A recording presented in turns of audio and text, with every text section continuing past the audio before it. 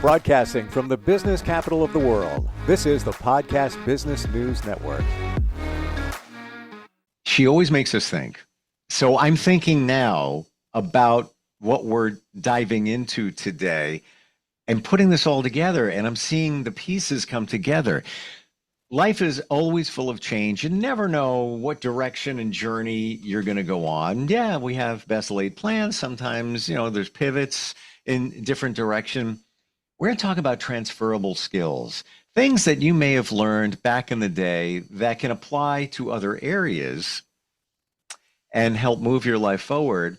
And I'm getting a download in my mind very quickly here that maybe that was the way it was supposed to be. Maybe you learned something back in the day because maybe the universe knew you'd need it later on. I don't know.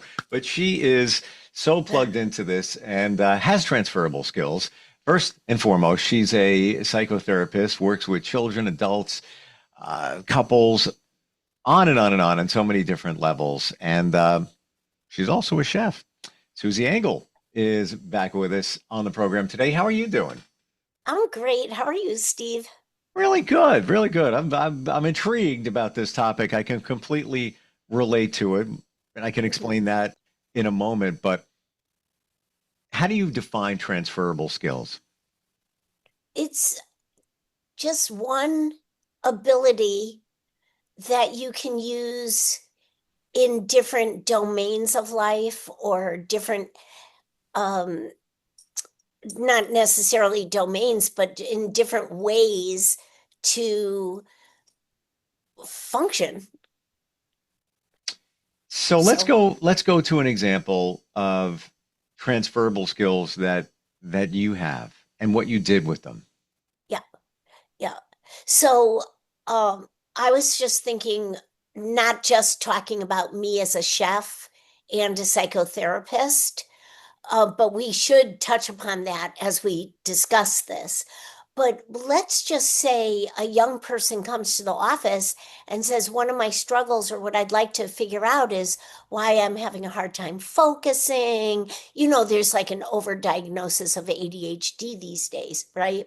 And then the young person here of any age, it doesn't matter if it's elementary school, teenager, college student, but the young person can describe all these times currently and in the past when he or she can, slow down, accomplish something, focus, accomplish something from start to finish, and to remember that, or that you used to do this as a child, is the beginning of a transferable skill.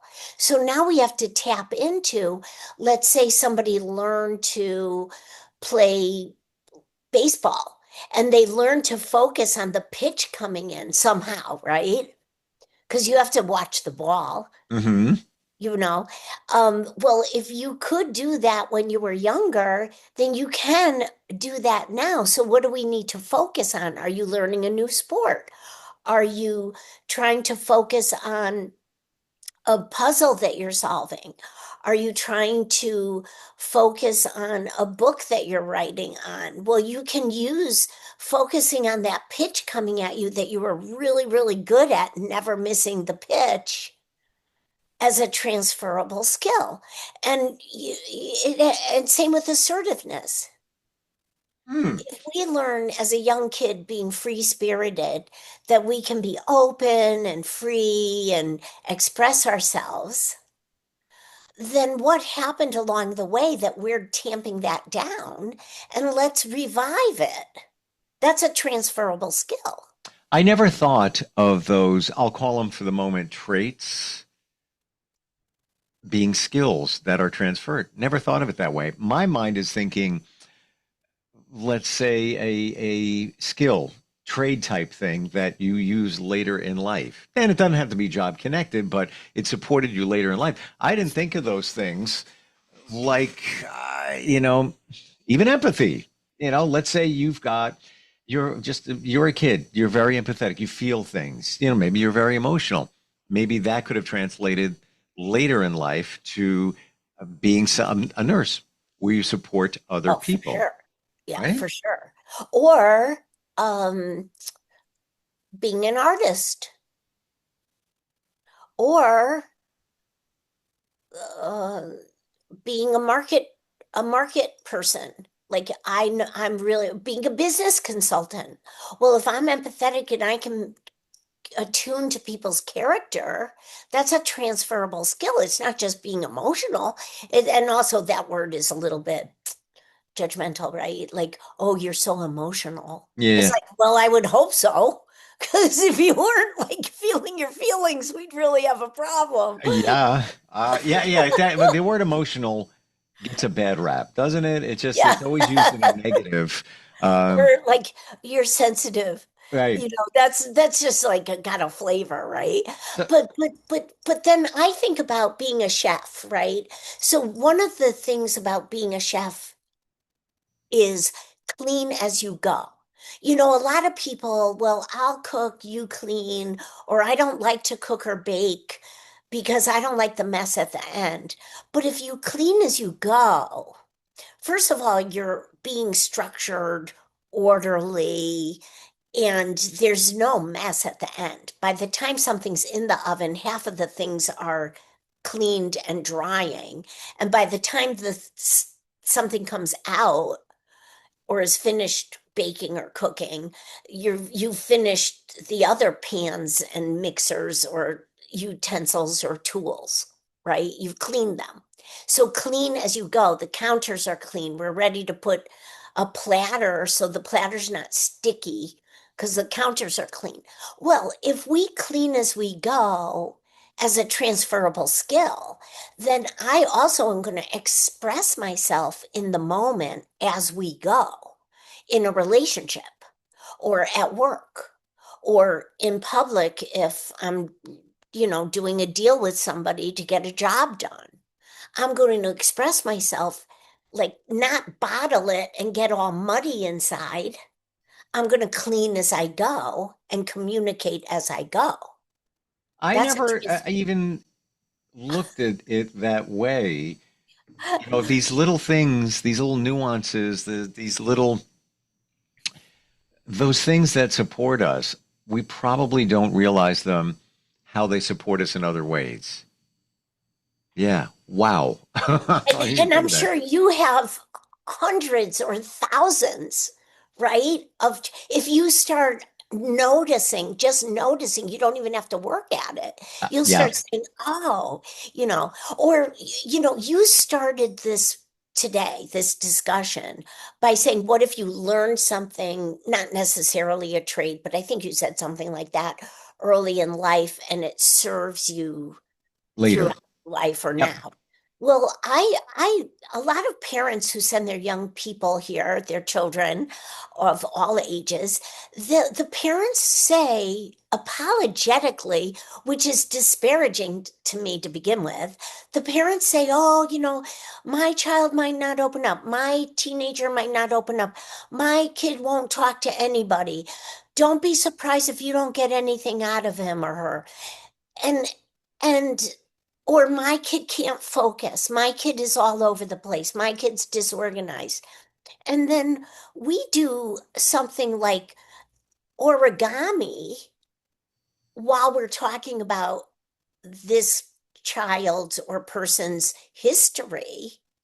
And the kid is like following along, and we're doing origami and we're talking about deep stuff. And the kid is calm and focused. And I'm thinking, oh, like when do you struggle with focus as part of our history and getting into deep stuff? The kid's like, oh, during school or sometimes at sports when all the kids are, everybody's like, it's just too much going on. And I say, well, look now, like I know this environment is quiet, but what if you got into your origami mind? And the kid like blinked, like, whoa, right? And don't you know, every time there was an overwhelming situation, he was able just to focus here or focus over there and not be in the overwhelm or the cyclone of. Does it make sense? Yeah. Like totally. I I'm seeing this in much different lenses. And it's funny, before we jumped into this, I said, before we even went on air here, like, I'm wondering if we can fill a podcast talking about transferable skills. Can we do, is that even possible? Yeah.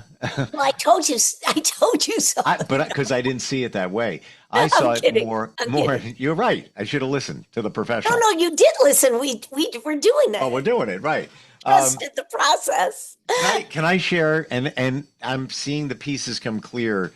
Some of my transferable skills, like laser them out there and bang them off there, because I'm seeing more. I So want you to. I always wanted to be on the radio. I always wanted to be a cartoonist. I used to draw 9, 10, 11, 12, 13, 14, 15. Got to the age of 17, started radio. I was still kind of dabbling in the cartoon world, almost became syndicated. My father passed away when I was 21, and I got a couple of bucks, so I bought video equipment. And I used to intern at a cable TV station before I got into radio, and I just thought it was cool. So bought video equipment, taught myself how to do video, played around with that for about a year, and then I sold it. That was when I was 21. Fast forward to when I was, let's see, in my low 40s, I opened a marketing company. All of that stuff that I learned in creating video that I thought just, was there and gone, I'm using then, I'm using now almost every day. Yeah. Let's go to podcasts. So, yeah, it's sort of like radio. However, I was involved in the metaphysical world, working with psychics and things like that 30 years ago. Now I see all about energy, right? Now I see what energy is about now in doing these podcasts, talking to people like you and energy healers and such. And one other thing, empathy. I never knew I had empathy. I took a strength assessment a year ago. It showed empathy as my number 2 strength. Now I look at everything, and that's piloted me along the way, even in radio, because when I'm even on the air doing a morning show, or whatever, I feel like I'm already plugged into somebody without even knowing it. Yeah, that's the truth. Yeah. And I guess that has worked for me. And even women, like the empathy, the prize demographic in radio has always been women 25 to 54. Oh, That's I just a love big one. They make a lot of purchase decisions, whatever, but it's still, now 54 plus. I always did well in that demographic because I feel like I have empathy and can plug in, maybe a little emotion. But all of those things I didn't even see until we're talking about it right now. And I'm seeing like, oh, this all came into play. It's almost as if it was supposed to happen, though. And I wonder about that. that. They were building blocks for you too. The issue is it doesn't have to even be concrete. So like cleaning as you go in the kitchen, Yeah. but then expressing yourself in the moment as you go instead of bottling things and feel sick for 3 weeks because you didn't bring up a discussion with somebody. So it doesn't have to be concrete about these things either. But I like how your transferable skills are popping for you.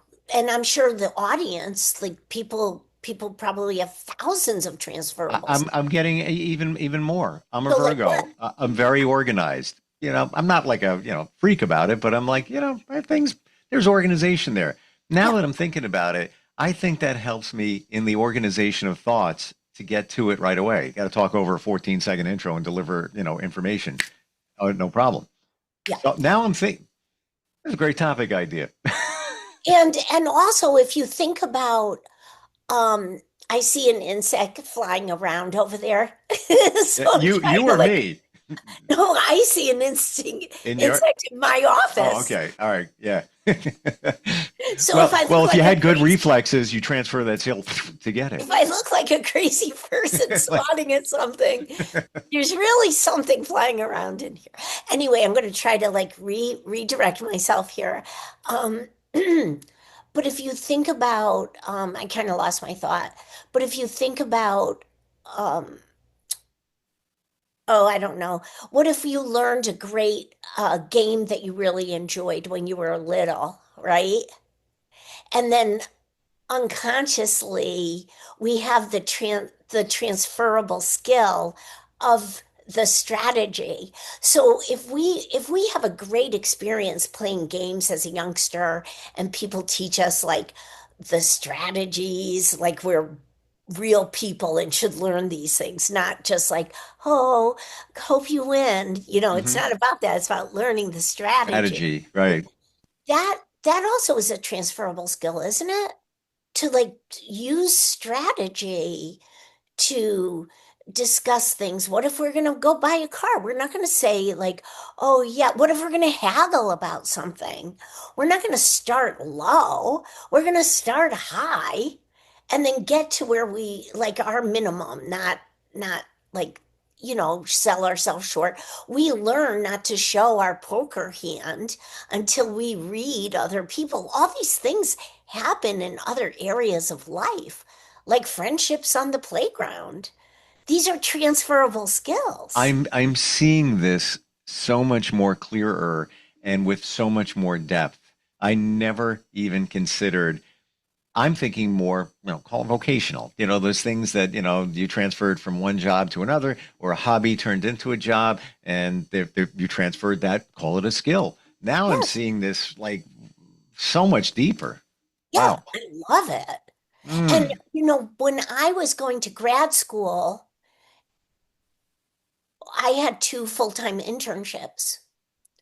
And then when I graduated, I figured I would use that time. And in the meantime, I was running my food business, supporting and raising my child, and going to grad school, graduating grad school, finishing internships.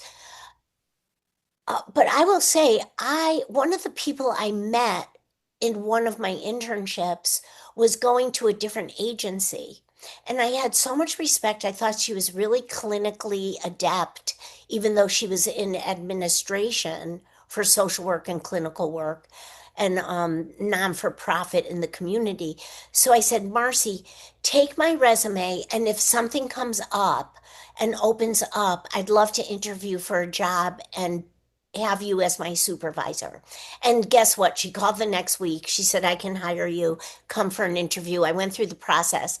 And then a couple years into it, because I had to work full time before I could take my licensure test, a couple years into it, she got promoted and I got two new supervisors to take her place. So sorry, this is long winded, but these supervisors, first of all, they didn't measure up to her. And secondly, whenever there was a mistake, they were never accountable for their own responsibilities.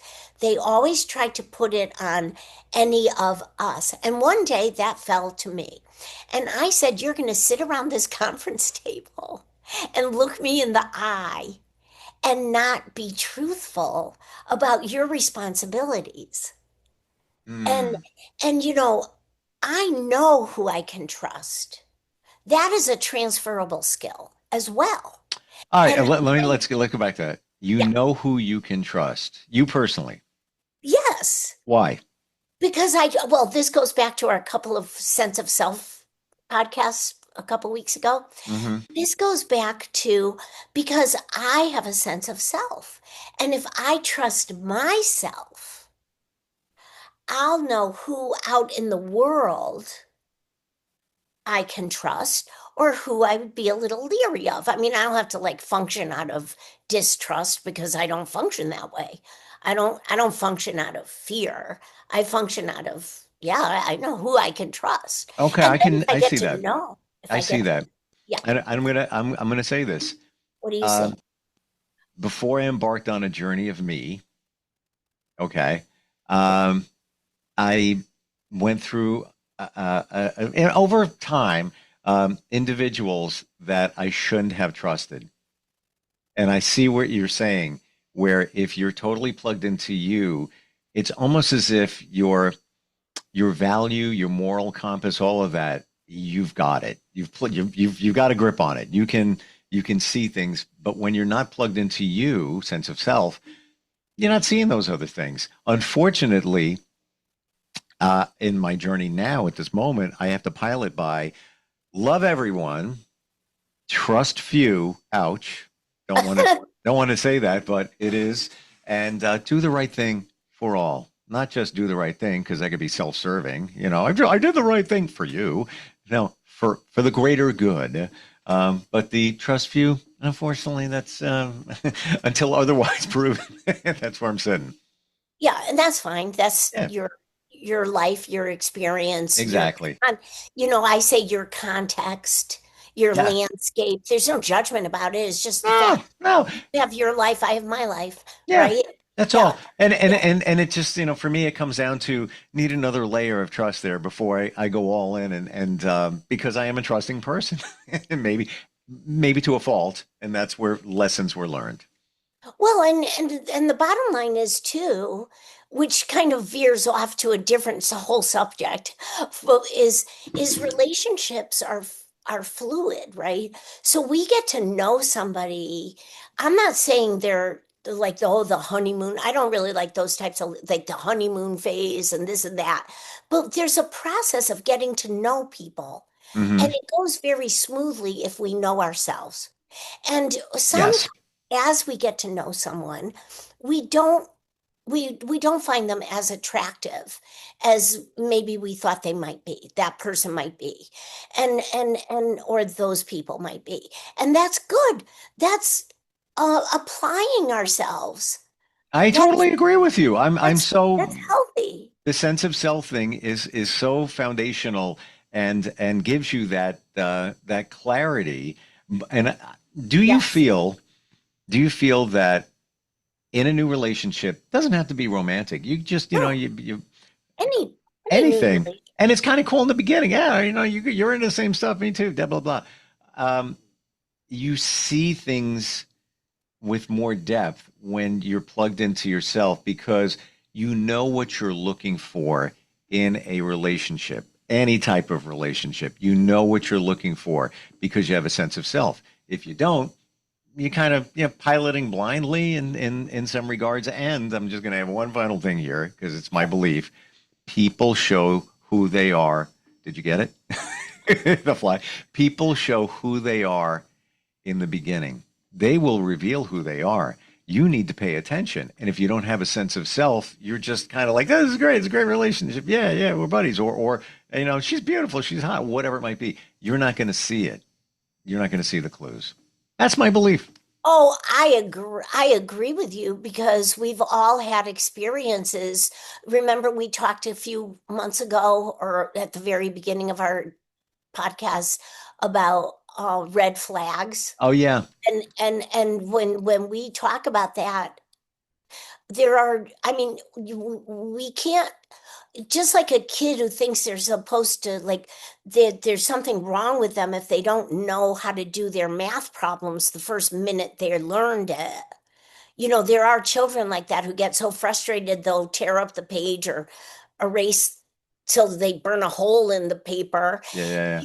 It's the same as learning and navigating life through relationships, right? So, Absolutely.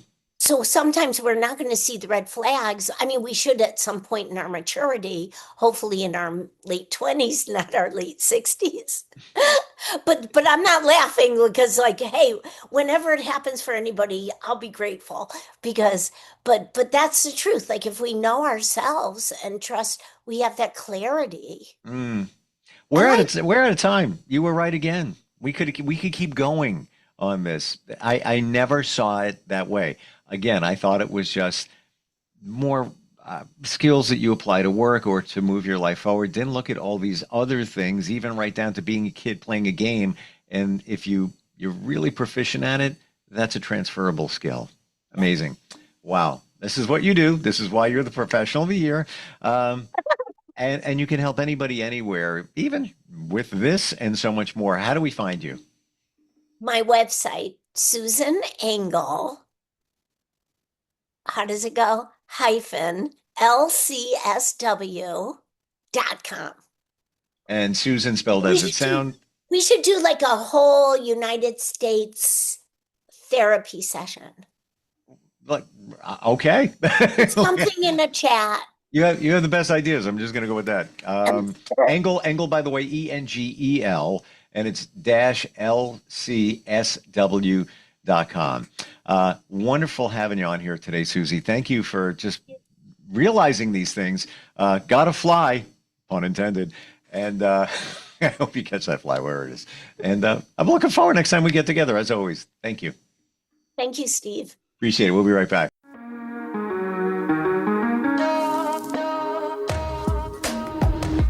Broadcasting from the business capital of the world, this is the Podcast Business News Network.